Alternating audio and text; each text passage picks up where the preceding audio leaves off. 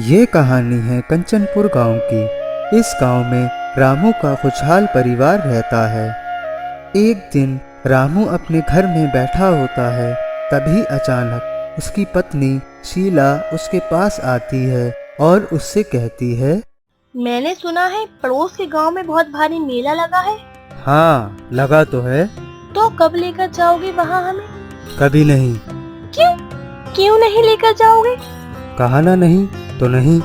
ये बात सुनकर शीला वहाँ से चली जाती है, पर रामू के बच्चे ये सारी बात सुन लेते हैं। अगले दिन तीनों बच्चे रामू के पास आते हैं और उससे कहते हैं, अरे बच्चों, तुम सब यहाँ कैसे? पिताजी, मुझे आपसे कुछ कहना है। हाँ बेटा, कहो। पिताजी, हमें उस मेले को देखना है जो पड़ोस के गांव में लगा है। हाँ पिताजी, पिताजी, और हमें वहाँ घूमना है। हमें वहाँ लेकर चलें।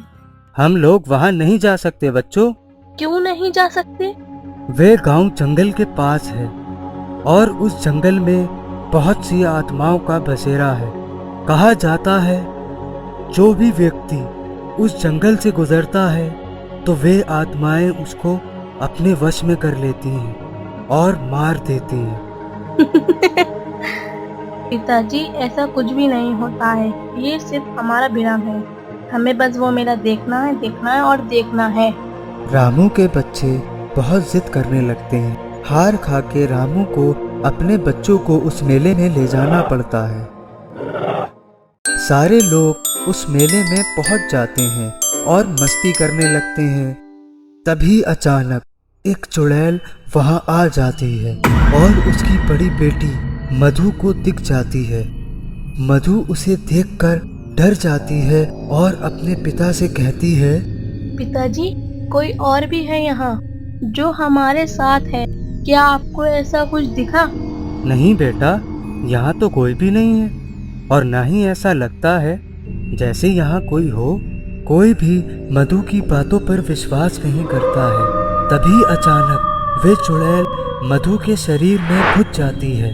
किसी को कुछ भी पता नहीं चलता और वे सारे लोग अगले दिन वापस अपने घर आ जाते हैं। रामू को लगता है सब कुछ ठीक रहा।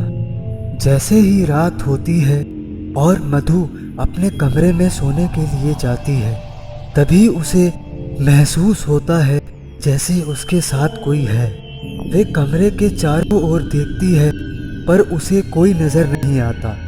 जैसे ही वे अपने बिस्तर की ओर बढ़ती है, तभी अचानक वे चुड़ैल उसके सामने खड़ी होती है।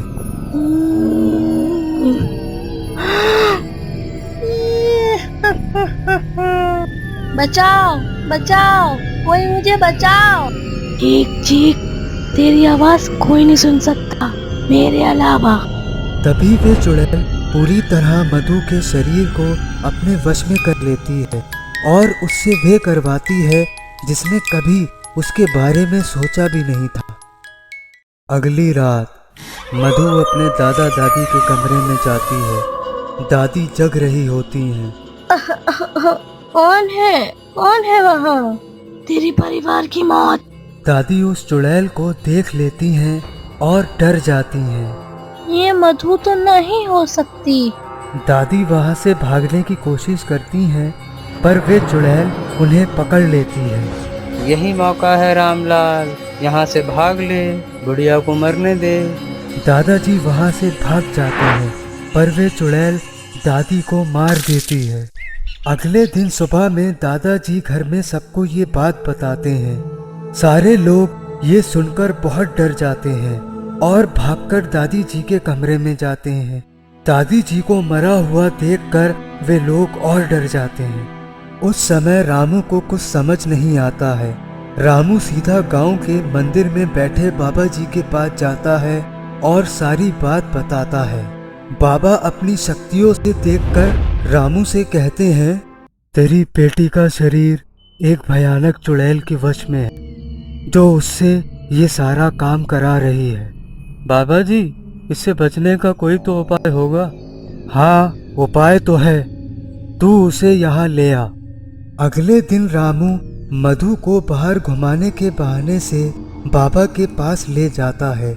जैसे ही वे दोनों मंदिर के पास पहुँचते हैं, पिताजी, हम तो घूमने जा रहे थे, तो इस मंदिर के पास क्यों आए?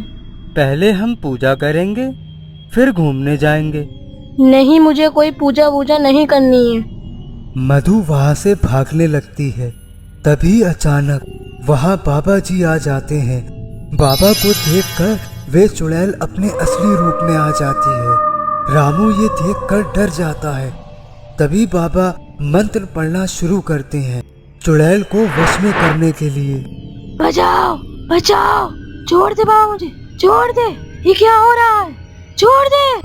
देखते ही देखते बाबा उस चुड़ैल को अपने वश में कर लेते हैं और जला देते हैं।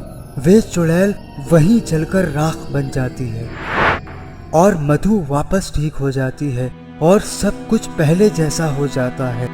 सब लोग सुख शांति के साथ अपना जीवन जीने लगते हैं।